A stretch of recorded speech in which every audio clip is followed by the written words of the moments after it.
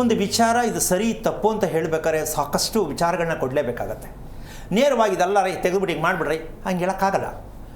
ಹಲವಾರು ರೀತಿಯಲ್ಲಿ ನಿಮ್ಗೆ ಅರ್ಥ ಆದಾಗ, ನೀವು ಅದನ್ನು ಆರಿಸ್ಕೊಂಡಾಗ, ಇದರ ಸತ್ಯ ಇದೆ ಅಂತ ಗೊತ್ತಾದಾಗ ಅದು ನನಗೂ ಖುಷಿ, ನಿಮಗೂ ಖುಷಿ, ಇಬ್ರಿಗೂ ಖುಷಿ ಆಗಬೇಕು. ಗಂಡನಿಗೆ ಮಾತ್ರ ಖುಷಿ, ಹೆಂಡತಿಗೆ ಖುಷಿ ಬೇಡ ಅಂದರೆ ಕಷ್ಟ. ಇಬ್ರಿಗೂ ಖುಷಿ ಆಗಬೇಕು ಅಲ್ಲಮ್ಮ.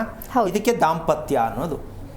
ಹಾಗಾಗಿ ಈ ರಹಸ್ಯಕ್ಕೆ ಕಾರಣಕರ್ತನಾಗಿರ್ತಕ್ಕಂತಹ ಶ್ರೀಮನ್ನಾರಾಯಣನ ಪಾದ ಕಮಲಗಳಿಗೆ ಕೋಟಿ ಕೋಟಿ ನಮನಗಳ ಅರ್ಪಣೆಯನ್ನು ಮಾಡಿ ಮಗುವಿಗೆ ಹೆಸರಿಡೋ ಉದ್ದೇಶ ಏನು ಅಂತ ಅಪ್ಪ ಅಮ್ಮನ ಕೇಳಿದ್ರೆ ನಿಜವಾಗ್ಲೂ ಉತ್ತರ ಇಲ್ಲ ಅವ್ರ ಹತ್ರ. ಈ ಕೇಳೋಣ ಕಾರ್ಯಕ್ರಮದಲ್ಲಿ ಮಗುವಿಗೆ ಹೆಸರಿಡ್ತಿರಲ್ಲ, ಏನಕ್ಕೆ, ಕಾರಣ ಏನು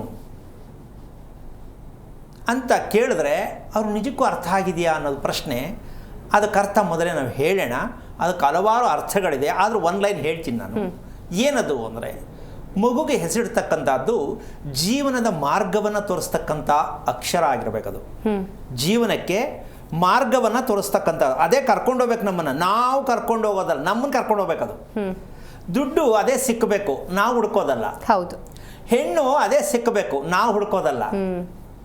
ಊಟ ಅಕಸ್ಮಾತ್ ಸ್ಟಾರ್ ಹೋಟ್ಲ ನಾವು ಯಾರೋ ಕರ್ಕೊಂಡೋಗಿ ಊಟ ಮಾಡಿಸ್ಬೇಕು. ಹೇಗಿರುತ್ತೆ, ಅಯ್ಯೋ ನಾನು ಅಂದ್ಕೊಂಡೇ ಇಲ್ಲ ಇವತ್ತು ಯಾರು ಊಟ ಮಾಡ್ತಾರೆ. ಇದು ಜೀವನ.